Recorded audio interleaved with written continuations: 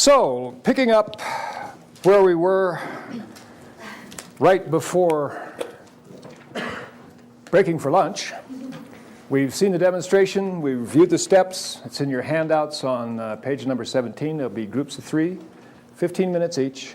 And C is going to be timekeeper. And we don't have to be real precise about time, like 15 minutes after you're done. Generally in these patterns, the first round takes a little bit longer, just because everybody's getting familiar with the pattern. The last round generally goes considerably quicker.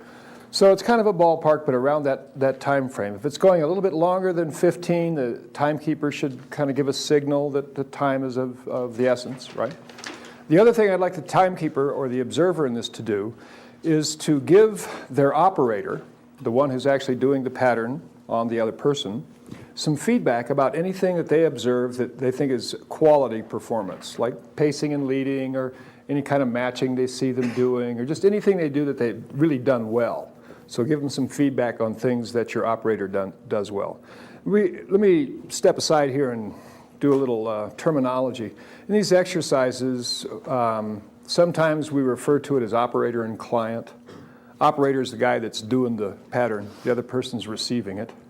Right? Sometimes we'll say the explorer, and the explorer is the one that's exploring the pattern and going through it, and the guide is the one who's running the pattern. So those are kind of interchangeable terms.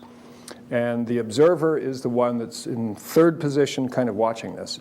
So if you think about it in terms of triple description, you get each NLP pattern generally, not always, because sometimes we'll do groups of 2.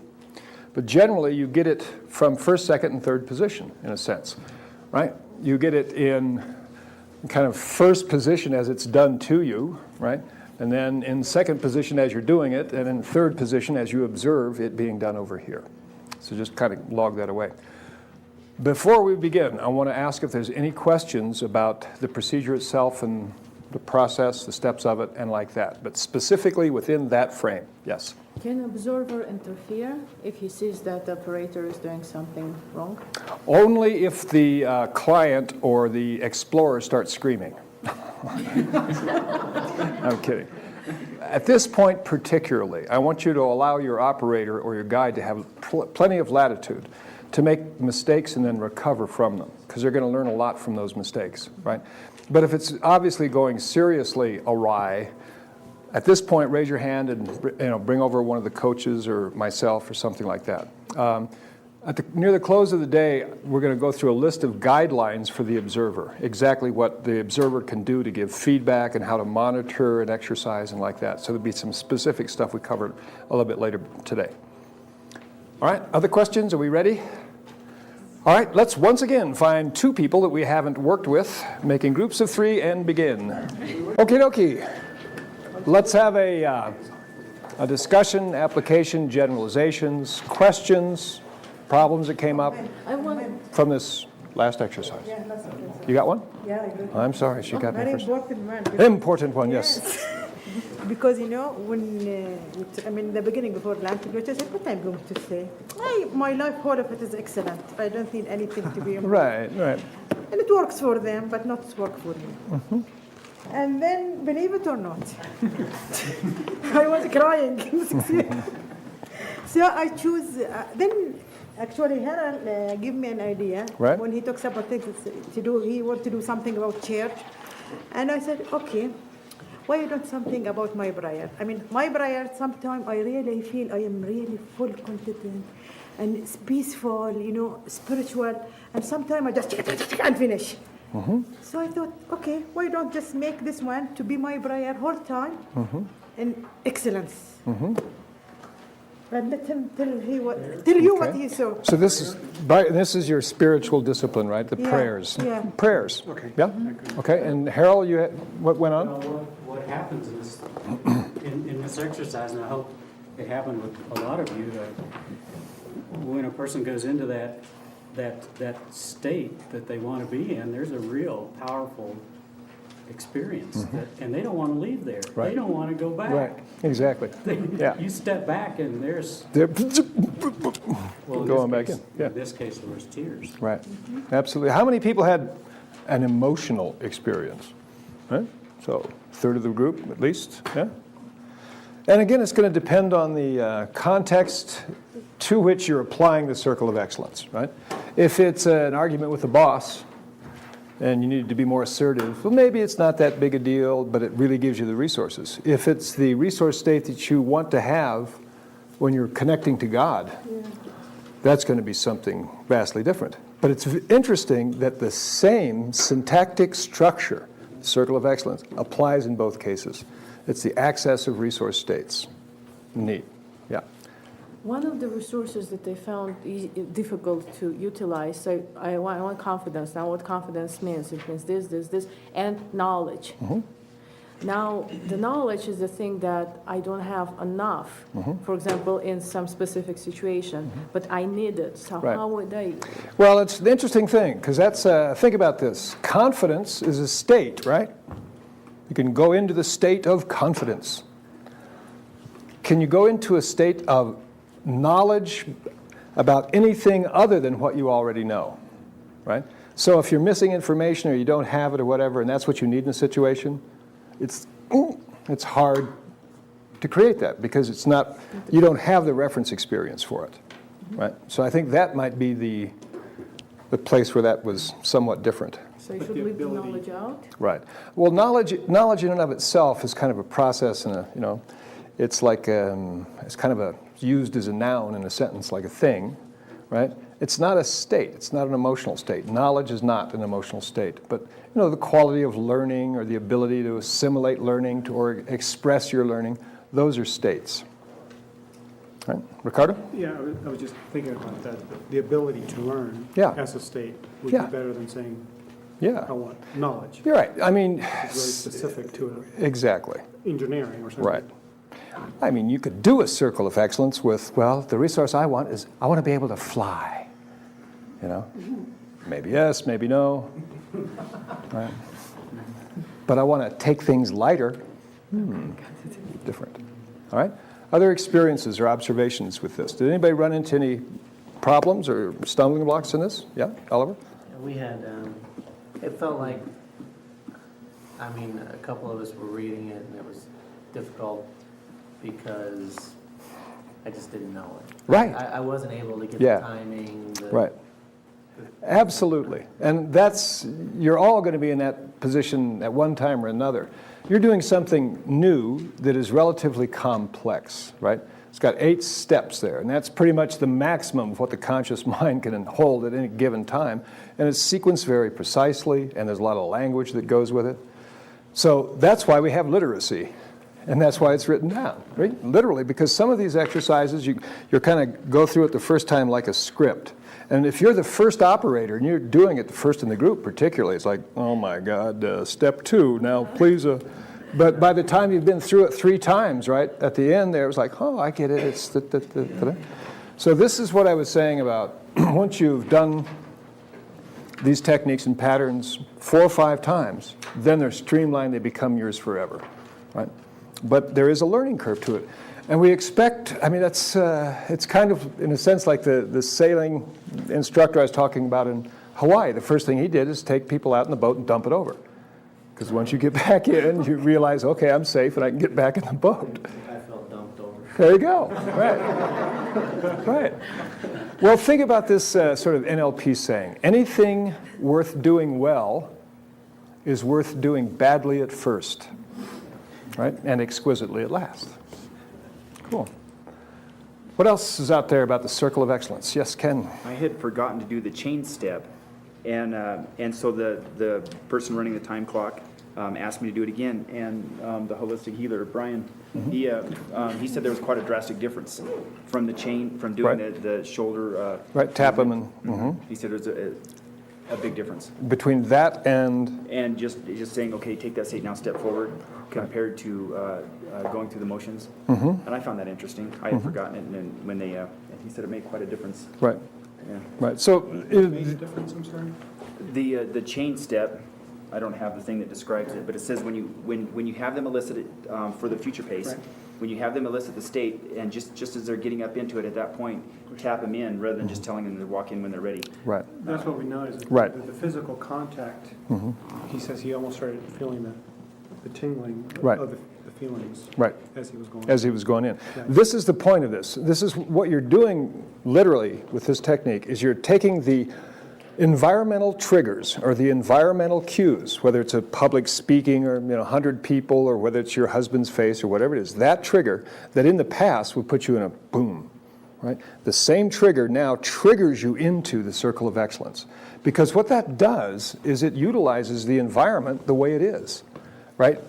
But this time, the very thing that used to put you in an unpleasant state now is a trigger for you to go into a circle of excellence. So it links the two together, right? In a sense, it makes a resource anchor out of 100 people, right? It's worth going to see to find out what happens. Now, does the circle itself, as you step into it, does Mm-hmm. that become an anchor for you that in the future you can say, I see the situation, I know Right. how I could possibly react, so you step into it Mm-hmm. by yourself? Absolutely, and it's a question of degree. A good example. My wife, for a number of years ago, worked in a residential treatment center for at-risk youth. These are a kid's jail, basically. Usually the sentence was 18 months. These are kids with really impulse control issues, a lot of violence, etc. And so during the course of working with them as a counselor, one of the things she taught them was a circle of excellence, just to monitor their own state, etc. And, they were getting it because, like I say, kids, they love doing this stuff. It's just sort of fantasy enough that they can really get into it, and you give them permission to do what they're doing anyway. Anyway, this kid had learned it, and learned it well, and this is the kid that one of his impulse control problems was uncontrollable rage. Like, kids would piss him off, and he'd go ballistic. She said she knew it was successful one day when she happened to be near where they stand in line for lunch, and she was watching him, and another kid elbowed past him to squeeze in line in front of him, and she said she saw it start to come up, just like boom, right? And then the kid reached in his pocket and went like that. And then he went like this, and then he went... Because the way she'd taught them, what she'd taught them to do is, after they'd done the circle of excellence, all right, now bring it together, compress it so it's real tight, slip it in your pocket. And anytime you need to use it, whenever these things come up, you just slide it out, put it right in front of you, and boom, right? And that was, really sweet. Can you change the circle of excellence? Like Absolutely. The color? Sure. Like when you take it out, it becomes a different color. Yeah. Hey, what are you doing in there? Change color. I guess you could have several circles. Or maybe several circles. for No, different one color, one circle per customer. You guys, it's like you're peeking in the door of your imagination. Ooh, wow, there's more than one color. Look, there's more circles. Come on, kid. It's your mind. Do whatever you want with it. What's the effective way? Does it always have to be purple? Can I make mine like maybe like a triangle or a rhomboid? Would that the rhomboid of excellence? Could I? All right. So do you get a sense of the kinds of generalizations of this pattern, where you can use it? All right? Ideally, again, with practice, and there's no way around that. To get good at any art is practice. But ideally, these patterns become part of who you are, and yet there's absolutely nothing at all wrong with structuring your life along these lines so that it works for you. For example, think about the place where you characteristically sit down and do work, right? Most of you, I bet you've got something to put you in an excellent state around there. It's a photograph or a favorite pen or whatever. But think about just the minor modifications that you could make with some objects, some visual anchors that you could place around that spontaneously begin to put you in the states you want to be in, right? You can begin to design your life the way you want it. I remember years ago when I first began working with Steve and Connie Ray in the office, one of my first tasks was to be the guy on the telephone that does Sharon's job. Most of you know Sharon, you talk to her on the phone there. She's great on the phone. So this is going to be one of the jobs I had for NLP Colorado, and I hated talking on the phone.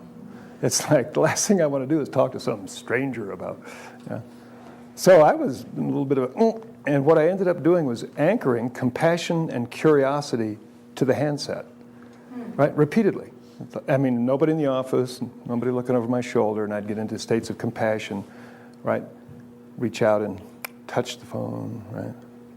Okay, got that. So it was kind of, the phone became my circle of curiosity and compassion. So when it would ring, just totally unconscious, I'd pick it up, and boom, my state would shift. It was great. It was great. Well, you know, now that you... Hello. And I still have that telephone. It's one thing I took with me. All I need is this. All right. Other questions or observations about the Circle of Excellence? I want you to... Yep, Judy? It's just an observation. When I was doing it with Israel, it was really important to me to have sort of downtime Right. in the circle to be able to feel Yeah. color, Yeah. smell, everything, and not have a lot of dialogue, Right. because I couldn't stay in the feelings if somebody was talking to me. Gotcha. Yeah, we discussed that a little bit earlier, right? That some people process best when they go internal and they have all the time they need to access states, et cetera. They need very little verbal input. Other people really appreciate that kind of verbal guidance to help lead them into a state. So a couple of things. For the purposes of the training here, if you know what really works the best for you in situations like that, feel free to request it, right? If you do something similar to this, say, okay, just give me plenty of time to access it, and I kind of like to go inside. I don't need a lot of words that work the best for me. Others might say, go ahead and guide me. It could really help me out if you could guide me into the state like that. So you can request it, right? Again, in terms of the operator or guide, you need to rely on your calibration and realize that different people process or integrate experiences at different rates. Some of you are working with people, they'd step into the circle and shazam, they were there. Happened like that. Didn't take a long time. Other folks, when they stepped in, you could watch it integrate. And you need to trust your calibration and get really good at external visual and auditory acuity to know what's happening and allow them all the time they need, right? And you let the person, the explorer, be kind of the timekeeper in this case, right? Rather than, okay, now we got to get on to step number 3. You don't rush them, give them all the time they need. And it may seem subjectively like a little bit longer than it should be, but it's not. It's as long as it needs to be for them. So that's a good observation, yeah. Okay, Matsuda, could I talk about what we were talking about outside? Yeah. All right, is that fair? No, may I talk about it to the group? Oh, sure. Great. Matsuda, when she went through the pattern, it looked really good, right? Actually, they went through it, Israel was working with her, went through it a couple times. And it had to do about expression and, you know, sharing herself and having a good time and open time at parties and like that. But then kind of on the future pace, or the third time they were going through it, there was a lot of emotion, crying. It just kind of spontaneously came up. Right? And as we explored it, what we discovered was that what it was is tears of release. That it just sort of felt good to finally let go in these situations, right? And My roommate. there you go, girls. I can see you guys out dancing and having a good time now. So you need to be willing to allow people to have an emotional response if that's what they want to have. And at the same time, you need to be sensitive enough to know exactly what that emotional response means.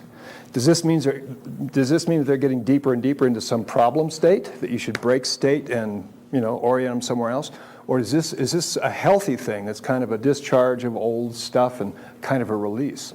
Her statement was that these were tears of joy, that she didn't have to hold herself constrained any longer.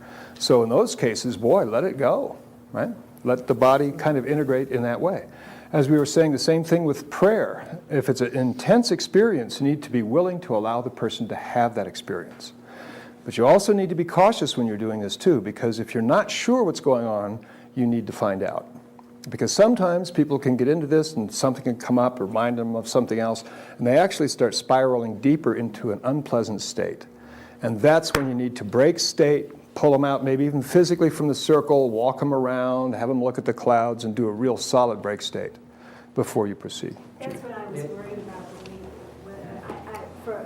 there was a moment there that I wanted her to continue Yeah, to cry because I thought that there was a relief process going on. Right. And then, Yeah. because I put my own stuff in there. Yeah. I'm looking at it and I'm thinking, she's crying, Right. she's in pain, she's Right. upset. Ooh, that's really tough for me to do. I need to step in and right. take her out of Right. that situation. And it's tempting, isn't it? It's like when someone is having an emotional moment, and we kind of go to second position, so we get a little feel for that, but then we go, well, if that were me and I were doing that, I would be getting into this unpleasant state, so therefore she must be, kind of thing, and you're not quite sure. Right. The answer is always over there, right? And trust the answer you get from the other in terms of feedback of the process much more than trusting your own map in this situation. Yeah, Israel. See, I would like to say, because we never know, as you are saying, what is going on in that person. And sometimes we should not interrupt till Right. it gets over. That's what I do when I sit back in the office back in Tanzania. Right. And many of them, they weep, many of them, and we don't know. We have to give them time, and then we have to find out if it is, would you like to share what happened to you, or really do you need more help? Right. So that's what we are trying to find out. So I was giving time. By the time she interrupted, actually. sure. Yeah. But then she wanted more time to express that, and she said it was, I do not know what was happening. Right. And sometimes who is helping also do not know. Neither the person do not know what's Right. happening, and we can make a wrong judgment sometimes. So it is better to allow the person like that, and then clarify slowly, give Right. time. And Right. if not that day, maybe call some other day and make it clarified. Right. So, essentially what we're saying here is, particularly on the crew of this canoe, it's totally safe. And if emotions come up, emotions come up. And it's fine. It's a safe place to do it. It's one of the safest places you'll ever be to have that opportunity for things to come up if they do. Right? The only sort of caveat that I would apply to this is that the operator or the guide needs to have their ecology filters out there to make certain, to the best of their ability, that this person is not spiraling into an unpleasant state. Because often, when you are going through an emotion, it is simply part of the process of change, and that's fine. But if it turns out that it's something else, right, you're kind of digging a hole deeper and deeper, then that needs to be interrupted so that you can come up with other options and other ways to deal with it. Matsuda. I could not tell what was I feeling. Right. Everything went blank. What Yeah. does it mean? Was it bad or good? Right. Yeah, right. Well, the fact that you were kind of ecstatic about it, and you said, well, these are tears of joy, and going like that was a pretty good indicator that it was all right, even though you may not have known the source of it, right? Okay. Yeah. If you had instead said something like, oh, yeah, it was when my mother pulled me out of the party when I was 5 and beat me and made me eat dinner with the pigs in the backyard, that's what it was. Then it's something else. No, it was blank. I mean, the Yeah. party went blank. Yeah. Okay. All righty, are we ready for a break? Then I think our target for today with our stones was how many? 15, right? So this would be an opportunity, or this evening, or afterwards, or whatever. So we're looking at 15 if you want to play the stone thing now, and we'll take 15 minutes break, which is 1 minute per stone. On the way out tonight, if you want, take your stone, drop it in that big box, and then tomorrow morning, when you pick up your name tag, see if you can get your rock too. Even more challenging to try to find your name tag. There you go. They're doing that today in the master practitioner, right? Finding their name tags, their eyes closed.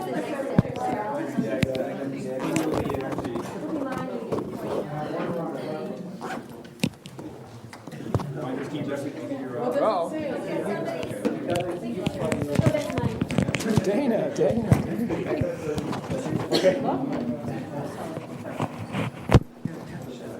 Ready, Scott?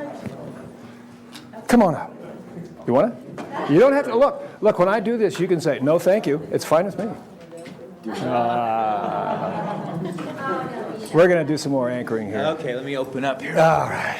Open up. Get genuine, man. Get the... Okay. No, whatever. All right. Now, here's what we're going to do first. We're going to pick a context of life that you really perform well in, right? And you could be work, a particular context in the environment of work, or in the context of relationship in the family, the context of having a good time, sports, just some context area where you know there's some area here where you really perform well. Okay, I guess the first one that comes to mind is work. Okay. It's not my exercise program. Yeah, well, there are areas and there are areas, but what you learn in one area, you'll soon learn you can transfer to another. Okay. All right, so this is in the area of work, all right? So there's some part of this context in which you know you really perform well. And there's what states or what emotional qualities are associated for you with performing really well.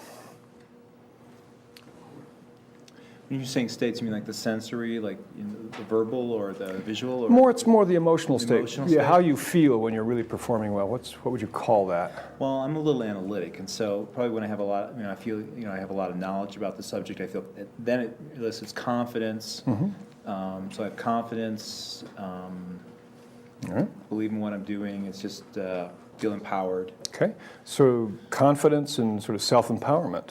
Self-empowerment, and maybe a little bit relaxed too. I tend to be somewhat laid back. Okay, great. All right, so I want you to allow those states to come up, right? Because again, this is kind of like, it's a congruent state, but it's also kind of a molecule of emotion, right? There's qualities to it. Right? So let all of those just, however is the easiest for you, recalling a time when you were really in that state, right? Okay. All right. And take a moment to really fully be there. And when you're there, I want you to nod your head and let me know that you're fully there. So sort through experience and find an example of it where you had that confidence, self-empowerment. Yeah, I'm spinning through a bunch of them right now. Okay, Great. I got okay. one. Got one? All right. Allow yourself to be there, first position, fully associated, and let that sense of confidence, self-empowerment, even a bit of relaxation, let that come up. And let it really be there fully. Spread through your whole body and enjoy it fully. All right. And then come back to the room here and count the blades on the fan. 8. Very good. I'm guessing. I made that up. You have me, man. I'm going like, amazing. That's a hell of an anchor you got there. Allows you to That freeze was a time. concept. That was with the concept. I understand.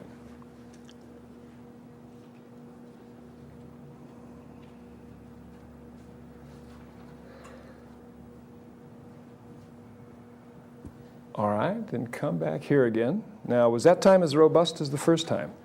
Not quite. Okay, and what was perhaps not there as much the second time as the first? It was kind of odd, but it was kind of like the first time you did it, Uh-huh. it was like there was this little electrical path that went Okay. from the point that you touched, Right. kind of up the spine right to my brain. Gotcha. And The second time you did it, it was there, Uh-huh. but it wasn't quite as strong. All right, great.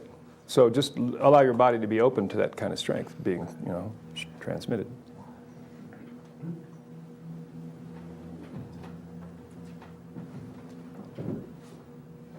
Let it take you wherever it takes you.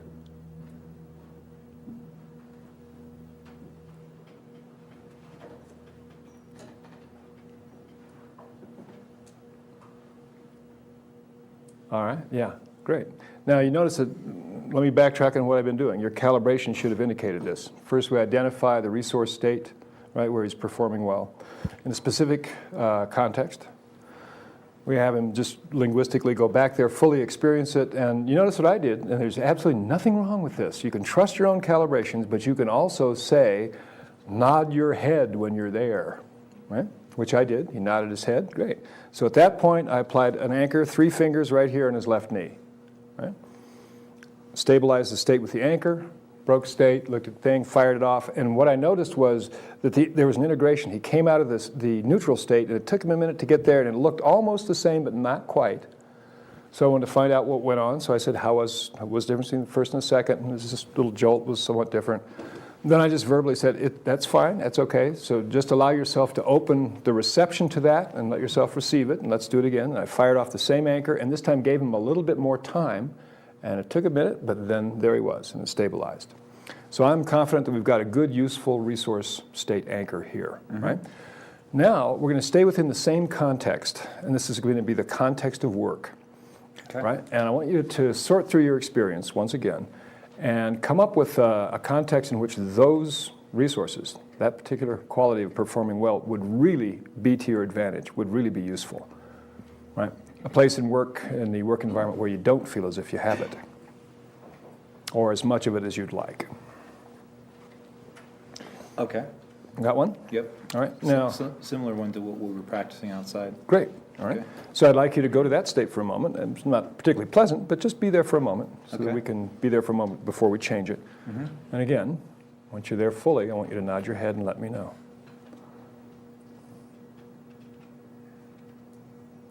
All right.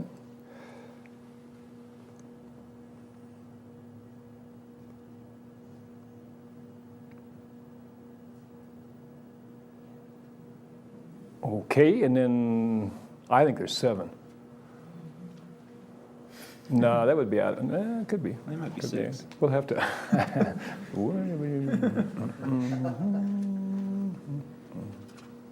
I could feel that coming up pretty Right, fast. yeah. And so pop off, break state again. We anchored the choice state, the choice point, or the problem state, where he needs the resources, right? And we're using our calibration. We asked for some verbal feedback too. But what were you calibrating here that was different from the resource state? What did you notice that was different about the problem state than the resource state? Came faster. Okay, but it happened more quickly, this, in terms of the resource or the problem state. But what configuration of cues? What did you visually see that was different? Because they did look different. They were similar in some ways, but there are also some differences. I didn't really notice this time because I wasn't really looking. Right. But from just knowledge, I bet his face was squished up. A bit Because more I- so? Yeah. Right, and actually the lower part of the mouth here flattened out in this area here. And a real giveaway was this hand. This hand was making micro muscle movements on the problem state exclusively, right? Some little wiggles. So this is something to keep in mind when you're calibrating doing this. You need as much visual information as you can get, right? So you want kind of defocus and pick up the whole body. Because if you just zero in and you're watching, okay, I see his eyebrow, you lose breathing patterns, you lose hand gestures, position of the legs, and all of that. So now we have a resource anchor, we have a problem anchor. We're ready to put these together. This pattern is somewhat different than the circle of excellence in a couple of ways. One, we're using kinesthetic anchors, touching on the body rather than the visual, auditory, and the kinesthetic of the circle of excellence. And the other is the syntax of it. In the circle of excellence, you begin to access the problem state and then move into the resource, right? In this one, we're going to go to the resource state first and then fire off the problem state anchor. So it goes like this. Remember these resources? All right? So go there for a moment. Let those come up and open to that flow completely. Right there. All right, and you take these resources into this situation exactly and replay it fully in a different way with these resources fully available to you. All right? Just making whatever changes you'd like with these resources available in this situation. All right? Wonderful.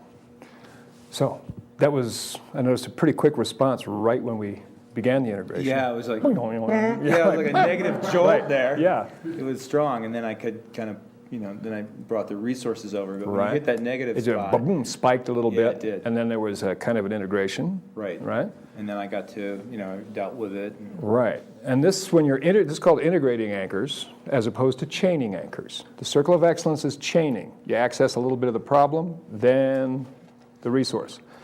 In this one, right, in integrating anchors, you fire the resource anchor first and then the problem anchor, and you integrate those two states with the intention being that the resource state is the predominant one. That's the one that dominates and changes the problematic response.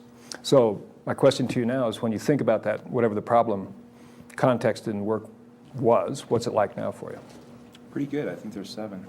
No, actually, I think I feel a lot more comfortable with it. Excellent. Excellent. So the emotional states can actually give rise to thoughts about different things you can do and behaviors and like that. But as long as the emotional state is there, then you have the resources. Right. Great. All right, then the final little trip here, before you run off back to your chair, is to future pace it. I want you to think about a couple of other challenging situations in work similar to that one. All right? You remember this one? Right? Yeah. Okay. Yeah. And what's it like now? I want you to check it out again. Actually, it's calmer right now. Yeah, it is. So look what I'm doing. With my hand, I'm firing off the former problem anchor. And his affect is, well, he first goes, oh, I should be, no, well, I'm calmer now. So what I'd like you to think about is a couple of situations that might be similar to the old problem one in the future that could come up. I'm thinking of a situation that I'd prefer to avoid. Okay? So, I mean, that could be a good situation. All right, well, think about that now, given what we've just done, and see what it's like for you. Actually, it would be much more pleasant. I could create I could easily envision myself now in a situation that I wanted to avoid that happens in early September, that I could just integrate, be open, have a pleasant time. Right. Think of the wear and tear it saved on your nervous system not to have to avoid that all the way till September. Boom, Right. just take care of it now, change it. Yep. Right on. Okay, thank you much, man. Yep. All righty then. This is the next little pattern of anchoring that we're going to do. Let me run through the demonstration, index it with the steps of the exercise. And this is an abbreviated form, the full, sort of menu is in your handouts there. This isn't in your notes. I'd like you to do this first. Define the context first to make this a little bit more relevant, right? So you can say, choose family, work, play, some context of life where you know you perform well and you have a strong resource state. In this case, Scott chose the work situation. So you want to contextualize the change first, because that's going to just help define the resources as being really appropriate. All right, once you got that defined, the context, you access and anchor a powerful resource state, and I think in your notes it's written up a state in which you performed really well. Right? So it could be play or sports, the family. So you're doing two things here. You're accessing the state with your words or whatever you need to do to assist the person in getting into the state of excellence. And then you're anchoring it. In this case, you're anchoring it with a touch. In the demo here, again, I use 3 fingers on the right knee, right above the knee, about 2 inches above the knee and about 1.5 inches in. Now, when my wife Bobby, she's an NLP trainer also, and when she first learned this pattern, Richard Bandler was teaching it years ago in Houston. And he had students, gave them each a piece of chalk, and he had to mark out on the pants or blue jeans or whatever exactly where the fingers went. So he was really precise about where these anchors went. We're not going to go quite that far, but I want you to remember precisely where you apply the anchor, because the accuracy of duplication of the anchor can be really important. If you're off 1/2 inch, it can make a big difference, right? So you always want to use the same anchor. Access the state, and then you anchor it with a touch. And you remember from our little graph there, what I'm going for, I get feedback that he's there. My calibration indicates that he's moving that direction. And then I anchor it right when it seems like it's coming up towards the peak, where it's really robust but could possibly get even stronger. That's when I anchor it. I let it be there for a moment until he really integrates the sensation of the anchor with the state, and then we do a separator state, break state. Okay, then I tested my anchor. I want to make sure I can get it back. So I fired off the resource anchor once again, got the same response. We kind of went through that, it was different, and then we fired it off again, and we got it back. So we tested our work. We know we've got a solid anchor. So we've got our resource. And then within the same context, we say, all right, think of a situation or some context in that environment where you're not getting the resources, or not getting the results that you want, or it's not turning out the way that you want, where you could use these resources. So he comes up with that example. I say, okay, go there and be there for just a moment. And you notice I anchored that with a different touch below the knee, also 3 fingers right down here. So I had resource, problem state. And with the problem state, once again, we did a break state and a quick check of the anchor to make sure I had it. Then I've got everything I need. And then the syntax for the integration of the anchors is you fire off the resource anchor first until they go into the resource state. And then you fire off the problem state anchor. And you're holding both anchors while they integrate. And if you remember with Scott, it took a moment. And it was a little mixed calibration up front. As soon as I fired the problem anchor, he kind of jolted like this. Then he was back and forth a bit. And then he finally came up like this and stabilized in an integrated state that was in the direction of the resource state calibration. Right? Then at that point, actually, he gave me the response. He said, okay, before I remove the anchors. Right? I was about ready to take them off, and he says, okay, I'm done. So boom, you remove the anchors, and then you test the integration. You test the work that you've done. I did this in 2 ways. The first way I did it was to ask him to think about the former problem situation. And he did that resourcefully, knew the resources were available to him. The second way I did it was I just reached over and fired off the problem anchor. Got a resource response. So, tested out well, and then we did a verbal future pace. You notice on the future pace, I didn't use any anchors at all, didn't touch them at all. I just said, think of one challenging one in the future. And it was kind of interesting with Scott. He said that, well, there's something I've been avoiding, right? But boy, think about the effort it takes to avoid something, right? It's never done. You're constantly doing it. It takes energy to avoid something. In the future, he was avoiding something, so we had him go through it, think through it with those resources available. And suddenly, boy, it's like, wow, I can be open, I can respond in this way. I don't have to avoid thinking about it any longer. So that's a future pace of it, and it's also an additional test of your work. Okay, questions about the outline, or the demo, or the steps? Ricardo. Do the anchors need to be close to each other, or can they be separate locations, Right. one arm or the Yeah, or do they need to be in general proximity No, to each other? they actually, it really doesn't matter that much. A little bit of distance is a good idea. Generally, when I do this, I often use 2 different knees. It's just that he's such a big guy, I'd have to be reaching over here for that other knee, right? And I'd already begun the resource anchor with my left hand here. I could have anchored up here, but then I'm getting klutzy because I'm around like this. So that worked fine, right?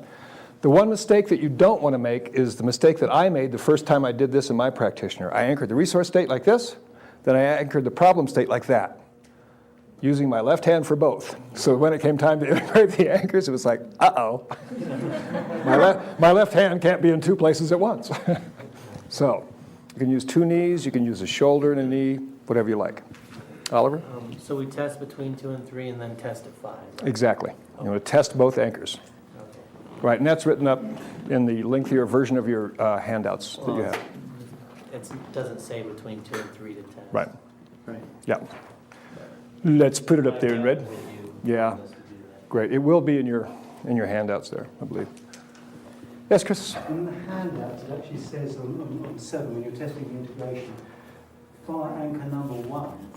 Oh, that's right. I found that typo. Everybody go to their handouts on page number 18, and step number 7, change number 1 to number 2. Otherwise, you'll all be going, what? That, yes. I'll tell you what, everybody turn to page 17, right? Page 18, because 17 won't do you any good. Page 18, review those, the written description there. These are the ones you'll primarily be using. See if there's any questions about those as you index it to the demonstration. So here number 2 instead of number 1, no? Yes, on number 7 there. So it says here, you may also Number 1 is number 2 on number 7.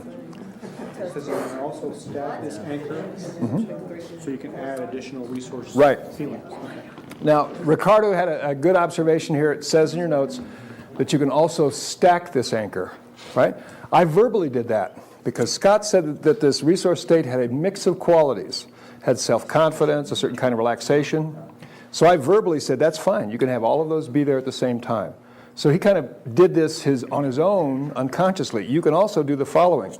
You can say, okay, so the first resource you need is confidence. Go into a state of confidence. Anchor, anchor, anchor. Okay? And the next state was what? Relaxation? Great. Now go into a relaxed state, and now let's put them together so you have relaxed self-confidence. And you can actually stack them like that.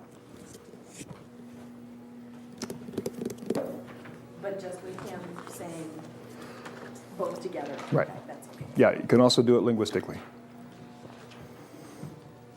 Ivan. What happens if you have more than one memory for anchor? For example, if you want like maybe intensify the positive feeling. So you kind of ask the person to remember first one, then remember another one, and another one, about 2 or 3, and then anchor it. You can do that. Now, this is another example of stacking anchors in a sense using different examples of the same state. Think about 3 times you were really curious. 3 different times where you had a lot of curiosity. Okay, the first one now, go into it fully, anchor. Think about another one where you're really curious. Stack that one. Think about another experience where you were really curious. So that will tend to help amplify the state. Are we ready? All right. This one goes a lot quicker than the Circle of Excellence, so what I'm going to allow is 30 minutes for the whole thing, and we can chunk it more or less to 10 minutes per person, right? With the observer, the meta person, or the whoever C is, being the timekeeper again. So let's see if we can find 2 other people you haven't worked with and do some anchoring. All right. Integrating anchors. Last pattern. Questions, observations, difficulties, great new learnings. What came up? Monet. Yes, I had a question. Since a lot of this seems to be dealing with emotions and they're feeling it, if we notice when we're guiding them in their language that they're using seeing or visual or auditory words, should we try to construct some of their directions using those words, or do we stay just with the feeling words? Right. And that's a good question, because you're integrating already in just 3 days a lot of different information. Information about representational systems, and you're calibrating to physiology. So there's a lot of information you're dealing with. The thing to keep in mind about anchoring is that it is dealing primarily with states or feelings, which roughly fit the kinesthetic genre. So when you're instructing someone, for example, to access a state or go to a resource state or a problem situation, you want to use a lot of kinesthetic words. How does it feel? Allow yourself to feel it fully, right? I would use things, as I did here, about feel it flow through your body. Listen to the following sentence and notice what you've got to do to even think about the sentence. If I say to you, how will you look in the future with these new resources? What do you have to do?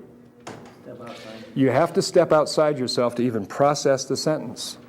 In other words, your language can dissociate somebody. They're visual words, C words, and if you use it without precision and you say, now I want you to imagine seeing yourself in the future with the new resources. Boom.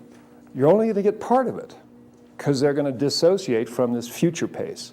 And that's very different from saying, I want you to allow yourself to be in the future now and fully feel these resources available to you. Then they kind of locate in the future in time in first position with that feeling state or that resource state fully available to them, right? Can you So- say that phrase again? I'd like to write that down. That was good. Whenever you say link a visual word, when you say the word see and you say see yourself, right, or can you imagine yourself, right, those 2 words dissociate, or those 2 phrases dissociate. So it's a lot about the precision of language, which in your coming 2 days, you're going to get a lot of explicit experience in the use of language.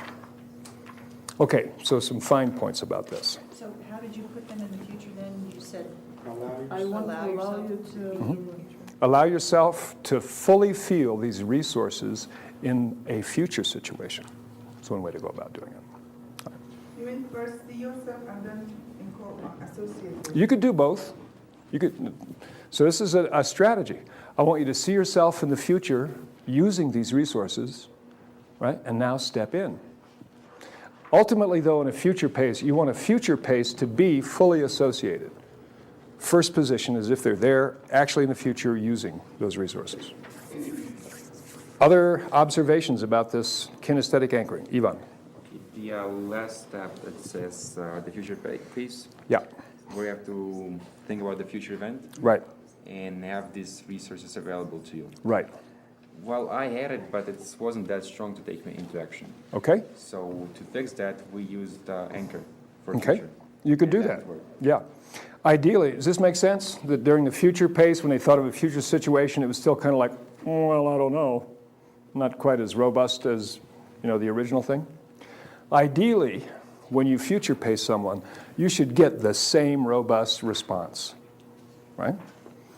If you don't, you have two choices. You can go back and tune up the original one, right? Or do another example of the same kind of problem. Because it may be that this person's brain needs a couple of examples to fully generalize the skill, right? Some people, and a lot of us, need to know we need 2 or 3 times of having done something to know it's really ours, and we can actually do it in the future. An option is the one that Ivan obviously uses, to think of the future situation and then anchor resources into the future explicitly using kinesthetics. Either will work. I have an observation. I think in choosing my powerful state, at the beginning, I did it twice. The Right. first time it wasn't powerful enough, so didn't change anything. Right. And the second time I had to think a little harder to find something more powerful. Right, and this is after you'd kind of worked with the problem state and the first resource wasn't strong enough. No, it wasn't. Gotcha. And all of a sudden, I noticed that the powerful one became more powerful, and that one became very small. Yeah, right, gotcha. Good feedback, which actually leads us into the next application here. I think we're going to jump right into it. This first run through with kinesthetic anchoring, right, just integrating anchors, was basically practice in utilizing anchoring so that you had precision in the use of your anchor, you were calibrating to states, et cetera, et cetera. When you actually use anchoring, you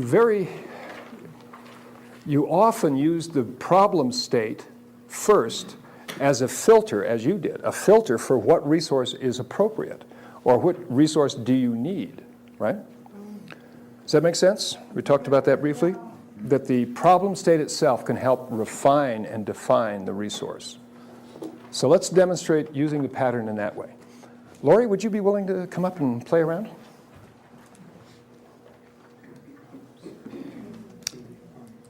All righty. So this is very similar to the last little run through that we did. Let me slide this. If you could slide over just a little bit. I see the big glass eye up there looking at us. I'd like to see us both. This is structurally very similar, but as I was saying, that what we have an opportunity to do here is to make it really useful because we can actually shift your response to certain memories or certain experiences that you've had in the past by using just the right resource. So what I'd like you to think of first is a troubling memory, something that comes up from the past from time to time, that when it comes up, you don't feel as resourceful or as good as you'd like to, some event. All right? Mm-hmm. And if you want to share a little content, that would be fine. That'd be all right. Okay. Well, when I was real young, my mother went into a courthouse, and I was like 4. Right? I went Wow. in to go in to find her, and I got lost. I couldn't find her. And that Wow. feeling of being lost has stayed with me throughout life. Great. Okay. Now this one is a pretty powerful one, right? So we'll see what kind of shift that we can get using just anchoring. So that feeling of being lost is something that you're familiar with, really familiar with. So I'd like you to just allow yourself to feel it briefly before we change it, right? Great, okay, and come back into the room, right? Take a deep breath. And I suspect that, all right? Still there? Okay, great. Come back here, all right? Now, you know what that feels like, and you know the situation that it occurred in, right? My question to you is, that little 4-year-old, yeah? What could it have been that if she were feeling that way, and it actually happened, Mom kind of left her and went in, what other feeling might have been better for her to have than being abandoned or lost or whatever?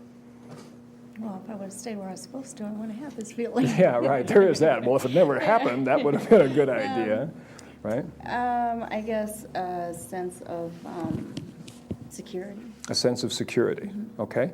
Now, this one's a little bit unique because the person coming up with the resource, the sense of security, right, is a mature woman, right? And she knows how to identify and find and develop senses of security.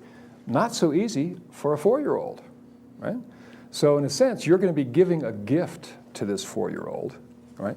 So the resource state of security is one that you'll kind of initiate in your mature state right now as a mature woman, but you'll have the sense of that moving back to her, right? So I want you to identify precisely the kind of security that she needed to feel, right? And I want you to allow yourself to go there fully, right? And really feel it.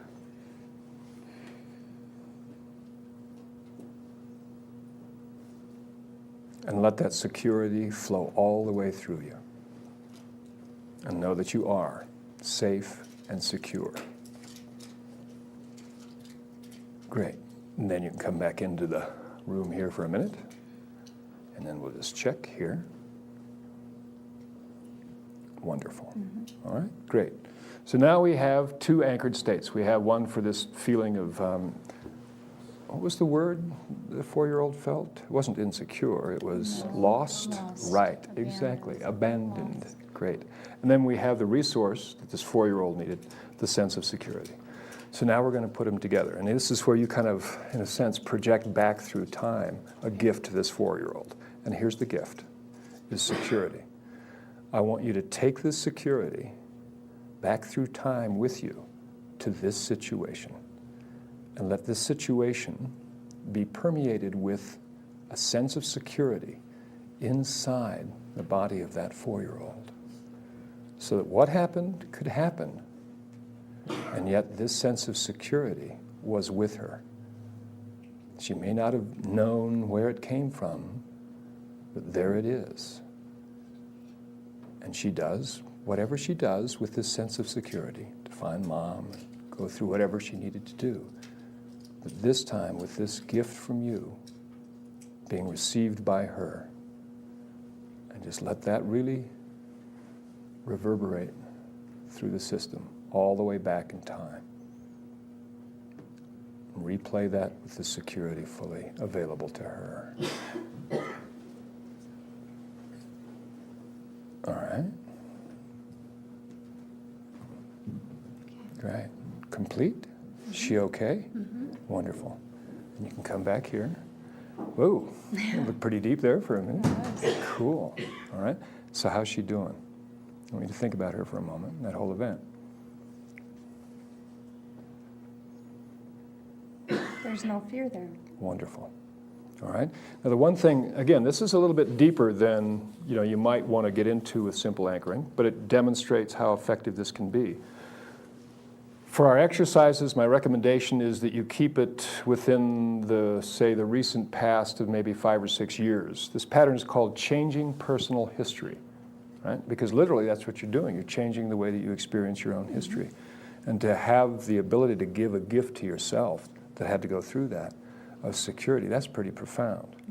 The thing to keep in mind is that when you have these kinds of experiences at the age of 4, and then other things similar to that might have occurred after the age of 4 that looked similar. Nothing ever did, it was but just I that one. have the fear of being lost. Right, exactly, because it could happen again, that kind of thing. But now that she knows, the 4-year-old knows that this is there, it's as if you can kind of grow her up through time, and at 5, she doesn't have to have that fear. She can have this. She can have this at 6, and 7, and 8, and 9, and begin to create different beliefs about the world, the safety of the world, because somewhere she knows she's connected. She's not sure what it is she's connected to, but she knows it's secure. And over the years, it comes closer and closer to you. She does, as she matures and grows older and closer to you, linked by this security, and allowing those beliefs to form and arise in your body now, right? So that whole thing can be transformed, so that you can look forward to the future, just free completely of that fear of abandonment, right? Just imagine that in the future. Situations that might be challenging, but you know that that security is within you and always has been. Right? So that no matter what comes up, even though it's challenging, you can always move back into that. All right? Cool. Thank you. Are you? Yeah, good.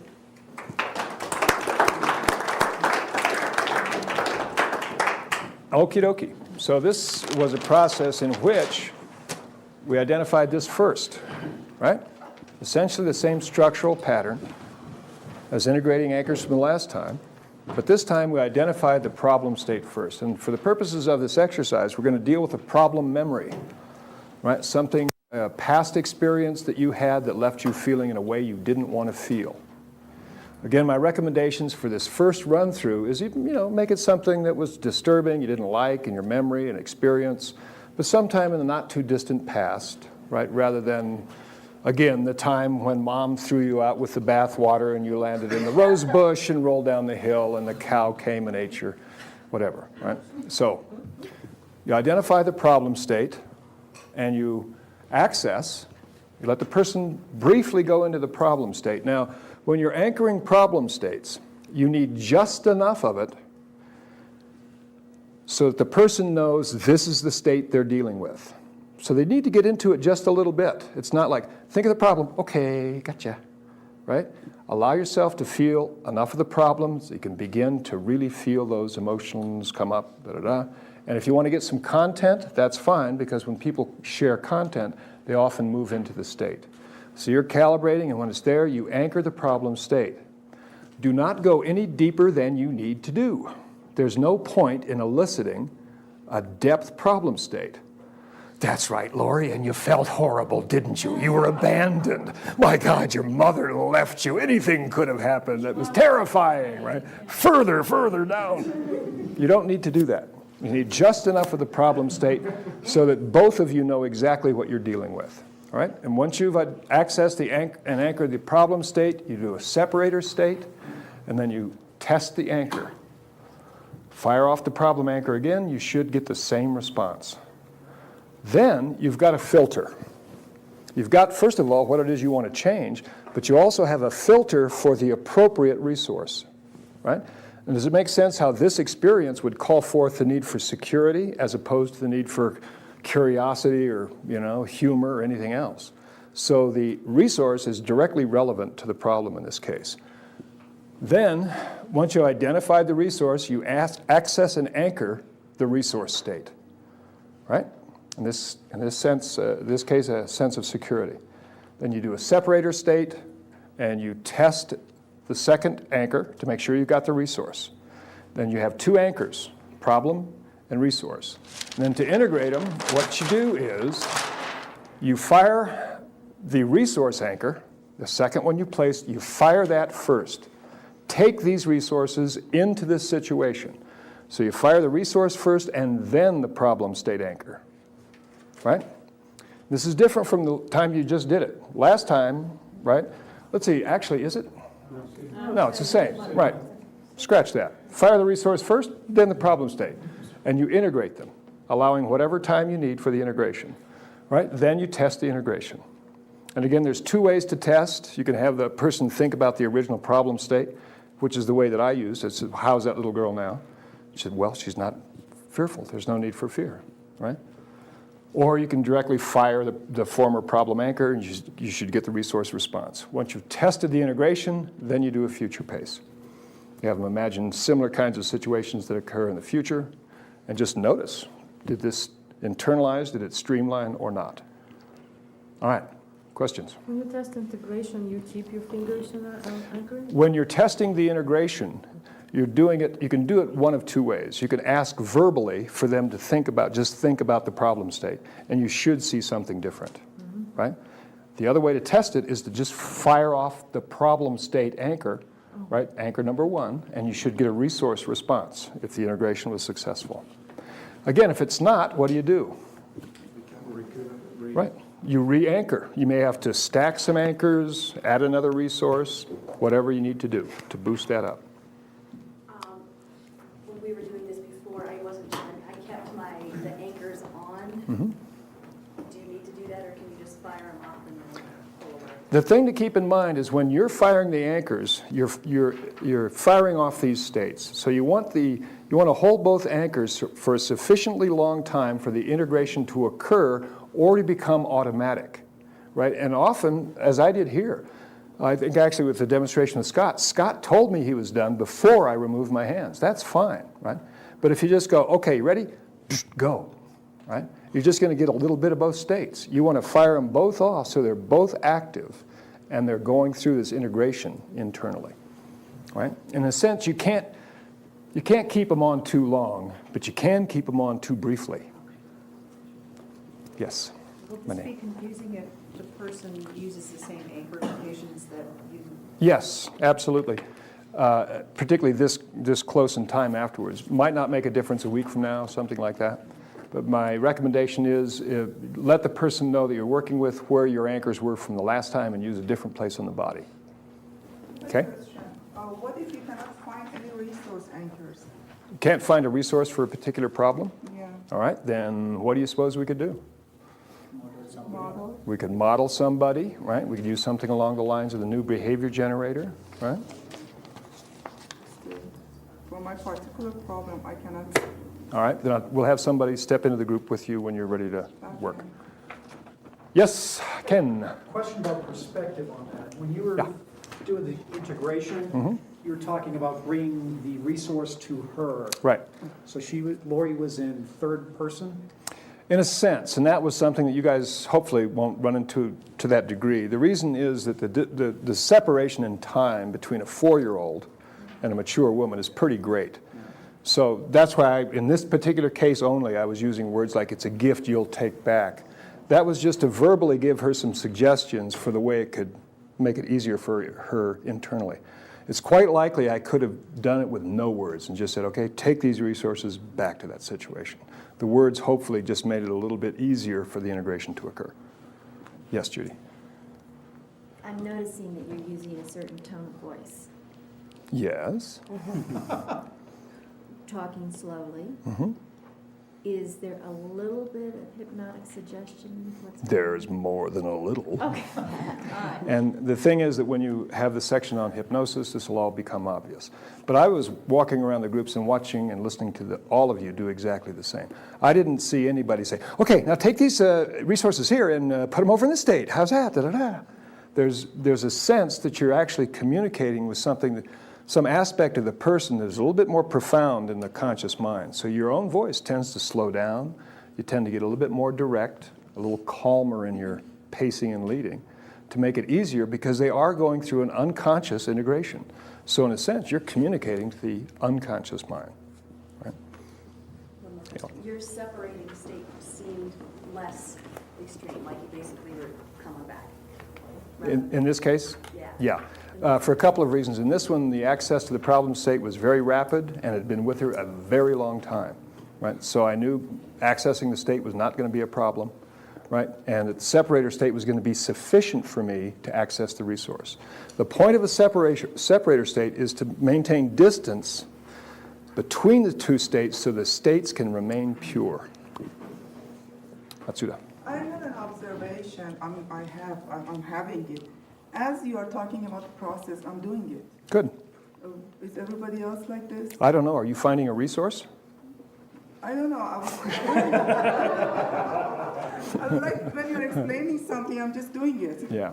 Well, this is a little bit divergent from the frame that we're in, but I'll answer this question, or this comment, is that when you see a demonstration up here, not only are you observing it, that you're kind of going to second position with it. So by the time you've actually gone through the series of the 3 rounds of the exercise, seen it demonstrated, discussed the demonstration, you've gone through it 4 or 5 times, right?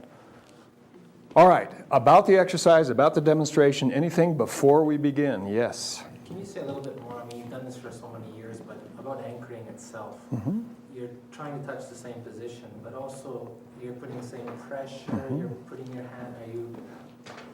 A fine point of this is if you think back to our little anchoring graphic here, this one, remember? The way that I use kinesthetic anchors particularly is when they're really in the state, I'll put a certain degree of pressure on, and it's pretty firm. It's not a light touch. I want them to really register it, so it's a pretty firm pressure.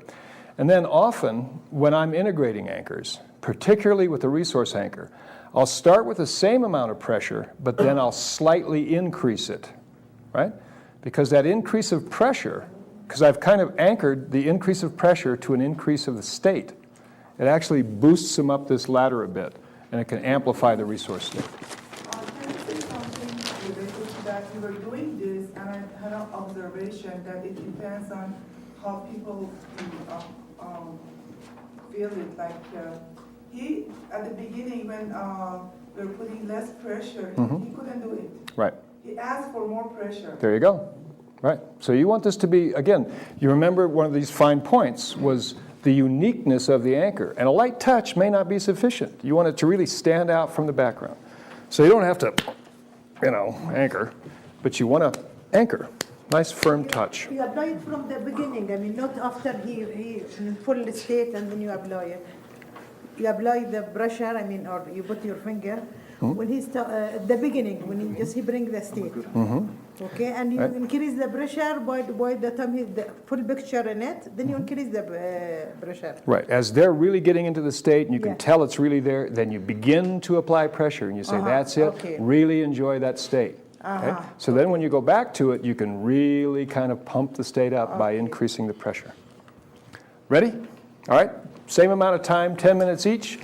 Find a couple partners, if you can, you haven't worked with before, and let's change some personal history. Kids, although sometimes it feels like time is an illusion, we do have this big thing on the wall up there that indicates that it's 5 p.m., so we don't have a great deal of time. Are there any burning questions about this last exercise of changing personal history? Keeping in mind that you'll have ample opportunity tomorrow, with Jan Prince when she's here. She'll probably have an open frame or in your study groups to have your questions answered. But if there are any burning questions, we can take one or two. Okay, good. Too late, Joe. All right, Joe's question, then we'll move on. Joe. No. I was going to ask, I thought I was segueing and I was helping you. Oh, please do. The general question first. Excellent. And the question, yes? Okay. This has to do with first, second, and third position. Yeah. The third position, is there a potential, and I guess I'm saying this because I feel it myself, potential for the third position to be that critical voice? Yeah. And how to separate that and make it a productive, positive influence as opposed to the, you could have done all that, a lot better than you did type of a thing. Everybody knows that voice, right? The little critical voice inside. Well, what the hell do you do that for? You should have done it.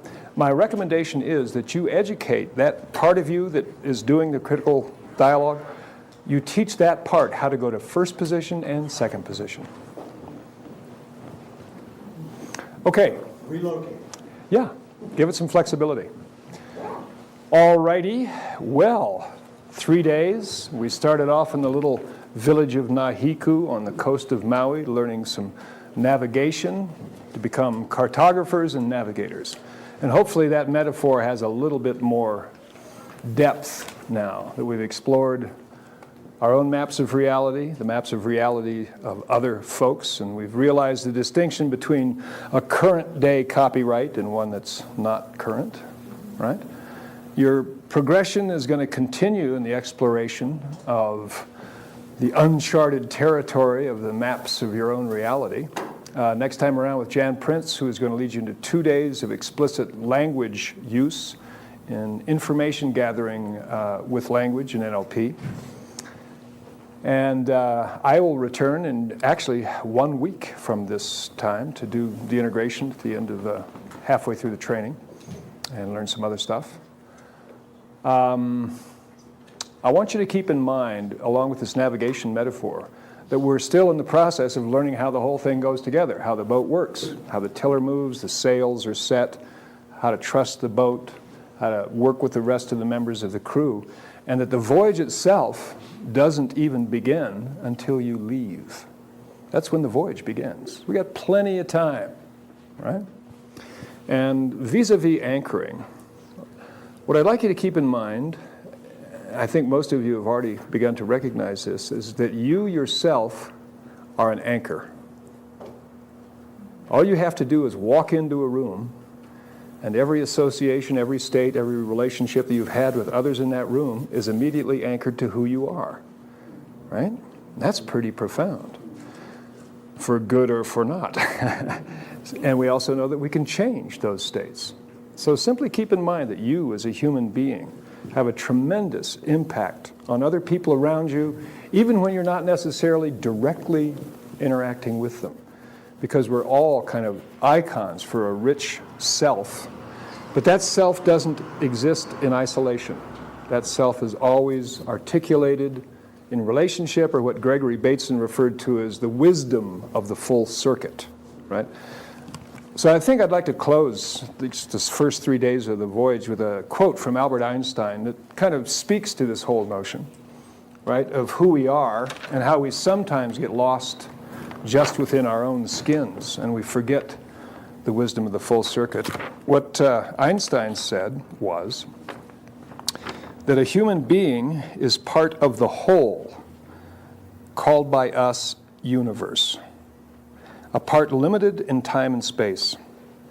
He experiences his thoughts and feelings as something separate from the rest, a kind of optical delusion of his consciousness. This delusion is a kind of prison for restricting us to our personal decisions and to affection for a few persons nearest us. Our task must be to free ourselves from this prison by widening our circle of compassion to embrace all living creatures and the whole of nature in its beauty. Right? So, with that as kind of a closing, there are a couple of logistics. Good morning. I'll pay you later. Chris has, and this team has been with me for several years, and I am very honored to have them with me again. Several years ago, a good friend and I decided to take a day together on the water. And he said, let's go boating. And I said, marvelous, let's go. Seems pretty clear. I got my water skis, put them in my car, my swimsuit, and met him down at the dock. But he had a sailboat with him. And it's pretty hard to water ski behind a sailboat. Now, we'd been friends a long time, and I thought we communicated pretty well. Sailing, pretty clear. Boating, pretty good, clear. Motorboating, clear. But they weren't all in the same sentence. So there are many ways in which we miss what is going on inside another person's deep structure. To start today, we're going to have a challenge right away. In your books, section 2, page 1, you will find a little true-false test. It's called the Cash Register Worksheet.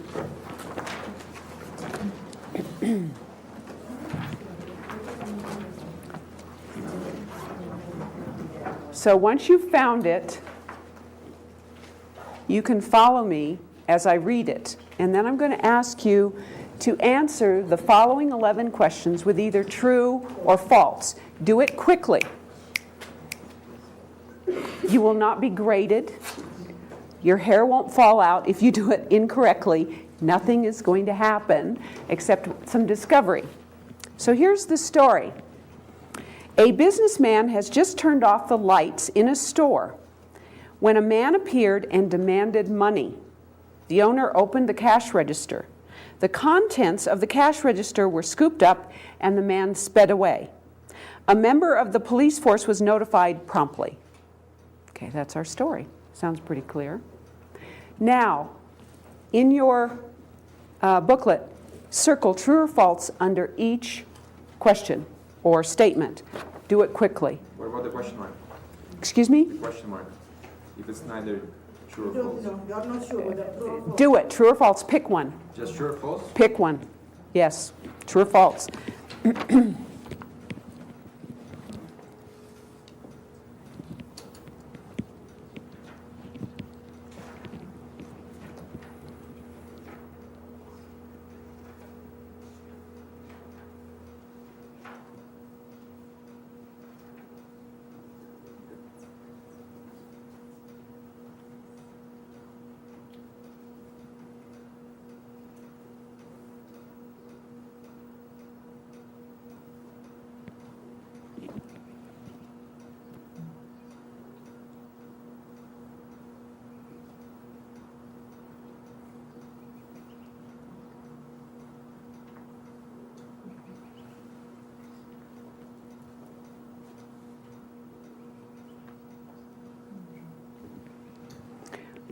when you've completed them, just let me know by raising your hand. Okay.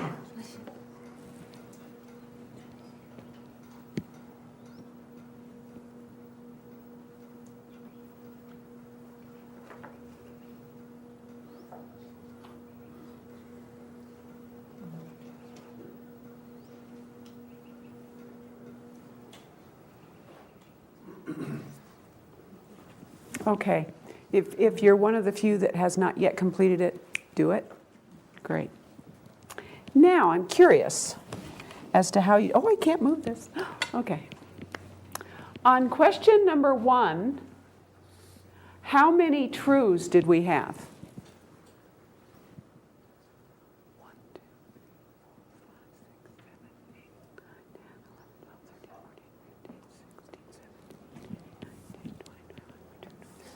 25. How many falses? 2. Question number 2, how many truths?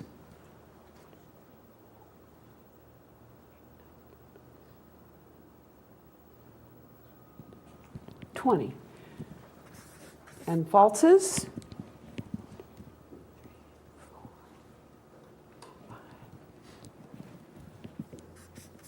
And so we must have some people who are unsure. Okay. Number 3. Yeah, would you help me, Chris? Number 3, truths.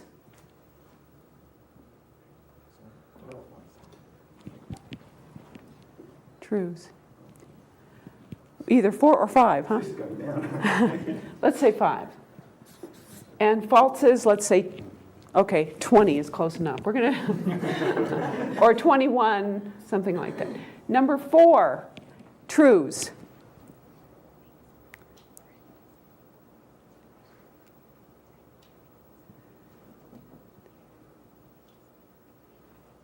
$20, $21. So let's say 4 falses. Number 5, truths.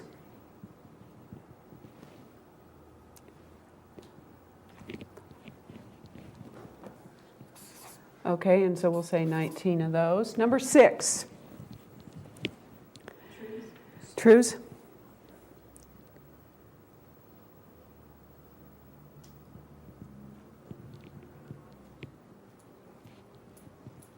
About 25. Yeah. Any falses on number 6? Good, thank you. Number 7. Number 7, truths. 6. 7. So number 7, we have 7, and let's say 20, just for the heck of it. Number 8, truths.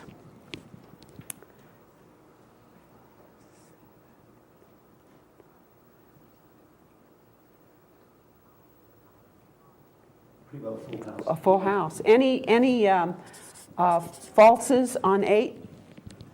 Good. 2. Good. Okay.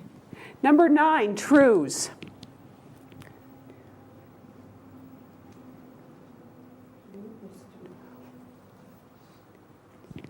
$16. Mm-hmm. So I am going to say about 8 on number 9 for false. Number 10, truths.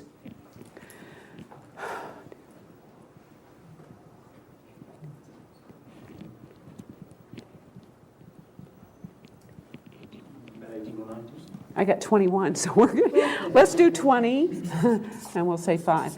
Number 11, final one, true.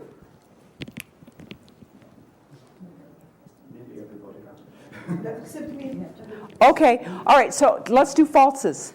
Falses, 2. Thank you. Thank you. Excuse me, number 8, I made a mistake. I was reading number 9. Mine was true. Okay, so all right. What does this tell us? People think different perceptions. But they tend to, I mean, the majority is being similar. That's right, the majority is similar. Why might this be happening? What do you notice in the story? Ambiguity, much ambiguity. The first question, a man appeared after the owner had turned off his store lights. And they said the businessman turned off the lights. They didn't say the businessman and the owner were the same person. Right. The robber was a man. Well, we know that a man appeared and demanded money. Do we know it was the robber who demanded money? Not necessarily. It could have been the owner. That's right. So there's a lot of, the contents of the cash register were scooped up and the man sped away. We don't know if the man who sped away is the same one who scooped up the contents of the cash register. So what we're wrong now? But would you contact the police if it was not a robbery, or would you contact them just to let them know security-wise because it was a diamond? Right. Would you? Exactly. Exactly. Now, this looks like a pretty clear story, and something happened. We all had an image in our head, didn't we, of what happened. But actually, to a lot of these, we can't really even be sure. And most of you had different pictures of what happened. Even those of you who agreed something might be true, probably each one of you had a little different image of what actually happened in this situation. Now, I know one of you is a policeman. I remember correctly. And so, this is the kind of thing that we all come up against in investigations, in trying to figure out what is happening with someone, is this ambiguity. How do we help ourselves and the persons we are dealing with clear it up? I do a lot of meeting facilitation. I help groups come to agreements. I help them design strategies for their company, problem solve, etc. If one is not careful, at the end of the meeting, you can believe that you have agreement, that everyone is going to be going in the right direction, but if the words are not clear, the pictures are not clear about where they are going and how specifically they are going there and who specifically is going to do what, you can send them off thinking everything is just fine. A week later, come back, get the results. It's not at all what you had intended. Get upset. I've seen bosses get really upset. You didn't do what I told you. Well, if you backtrack, the person did exactly what they thought they were told to do. So specifics is very important. I love this image of an iceberg. And if we examine this iceberg in this way, what most of us have inside our psyches, our minds, our bodies about communication is called deep structure. It's the meaning of a communication to us and how we represent it.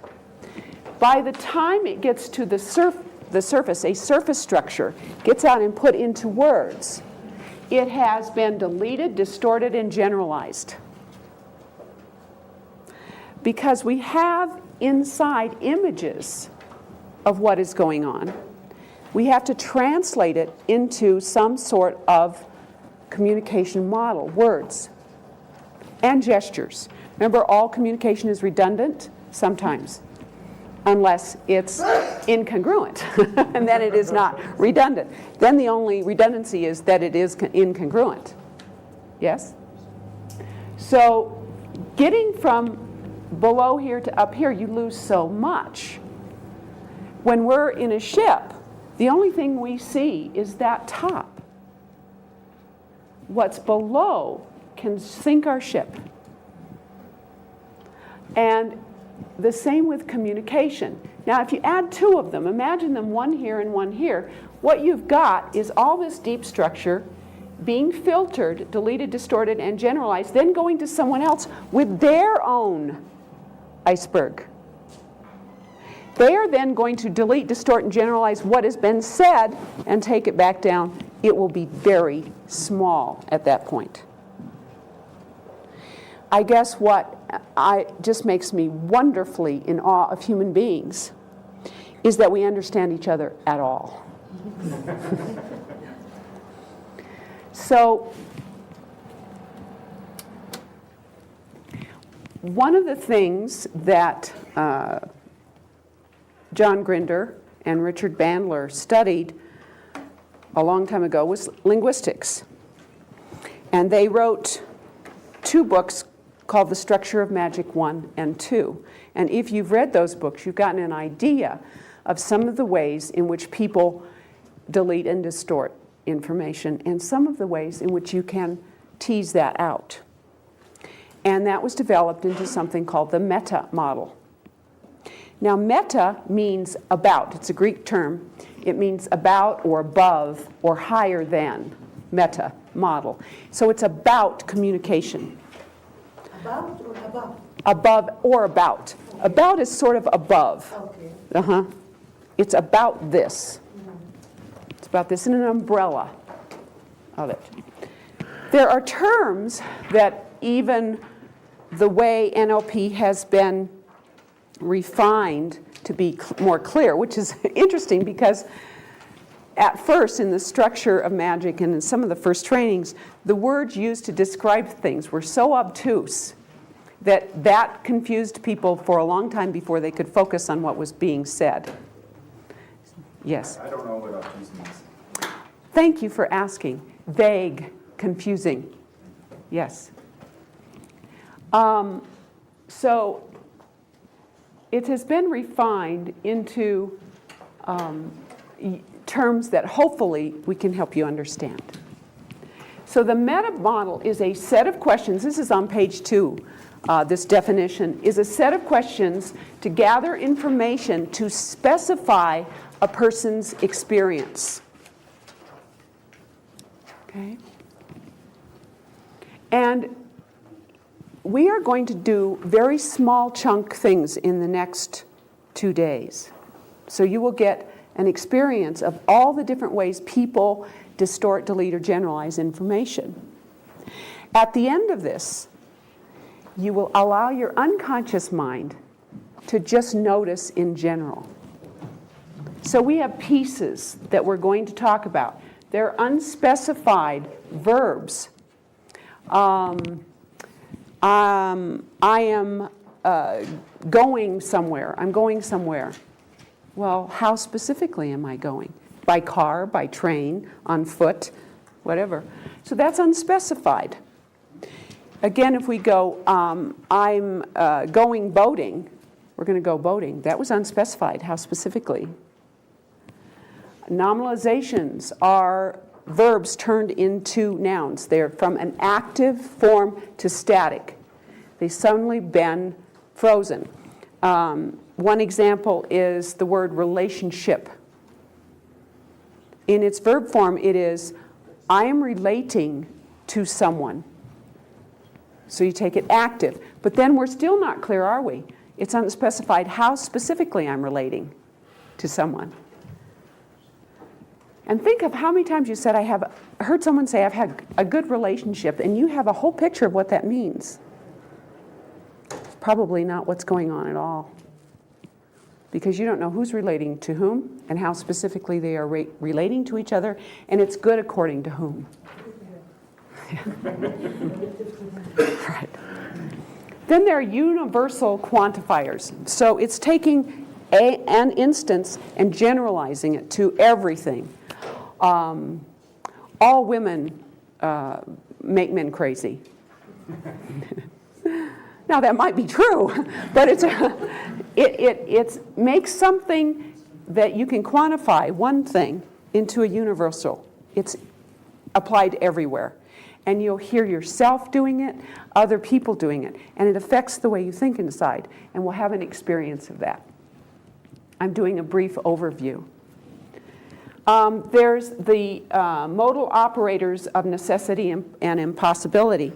How about that word, modal operators? It's a mode of operation. That's a linguistic term. It's a mode of operation. So some people use necessity and impossibility in ways that limit them. So I must do something.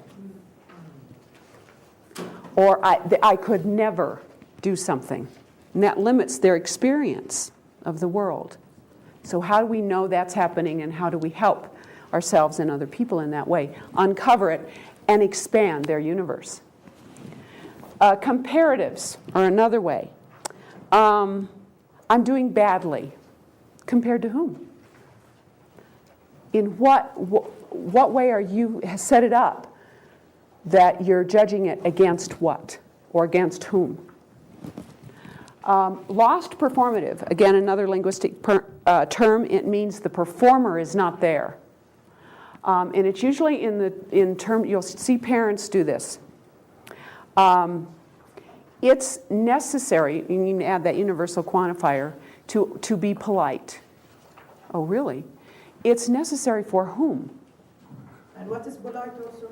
Right, exactly. And polite is a nominalization, isn't it? Yeah. Every sentence is packed with these things. Yes? Is that the same thing as when people say, oh, they say this or they say, and there's no real they? There's no they. Unspecified things, and we'll get to that. That's right. But it's also another lost performative in a sense. So that's why when we unpack these, we'll get very detailed. There will be exceptions or stackings of these meta-model violations, we call them.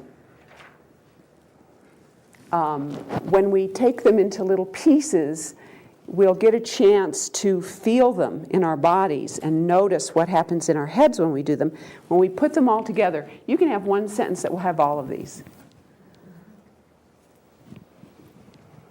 Cause effect. He made me feel that way. So this happened and I had to respond in this way. Well, it sort of eliminates choice, doesn't it? Yeah. So if we can, again, bring that to the surface and offer new ways of thinking about it, it really helps. And then deleted or unspecified things, people, places, and things. She did, what's your name? I don't see your tag. Oh, it's somewhere. Dana. Dana. As Dana said, they insist that we do something. Well, they specifically who? Specifically who says that? And that's used a lot in directives. Now, one of the things about metamodels is in how the questioning is done. Another thing about questioning is questioning in and of itself helps change people's experience. It is very powerful. We can help people, as Tom demonstrated the other day, by asking certain questions, we can help people go into depressed states, or we can help them go into more elevated states. Even in asking questions that just help people get specific, we change their internal experience. And that's what the meta model is all about. And hopefully when we do it with skill and care, what we do is expand their model of the universe. We have a video that I want to set up a little bit. It's from Fiddler on the Roof. There is a scene early on in the movie in which Tevia's wife has asked him to go visit the butcher.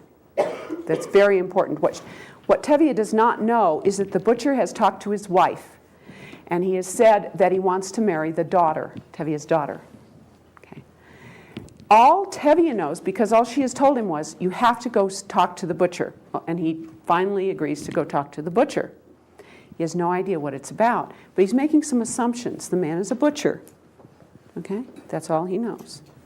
So this is the scene, to me, that demonstrates with great humor and fun what actually happens. Now feel free to move in order to see the film, because we're going to cut filming here and in a moment, and let Gary know about the volume. And we've got lights.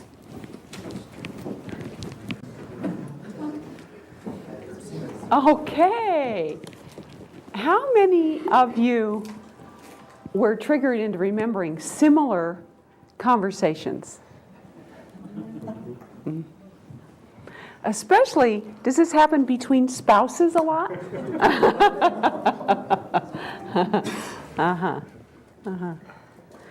So there are many ways in which we eliminate our deep structure when we bring it to the surface. And the meta model is an elegant and wonderful way to tease forward all of the wonderful information deep down. Okay? The very first thing that we are going to take on this is our journey around in capturing all of this today is deleted or unspecified nouns or things.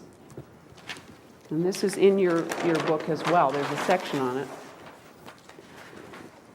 So how do you know? Well, there's some ways to know. If someone, as Chris said earlier, when you've been in a conversation and you have no idea what anyone is talking about, you can't make clear images of what they're telling you, especially when it comes to the things involved, the people involved, the places. You are then missing specified nouns. And here's some examples. Those people are awful. Now, we know that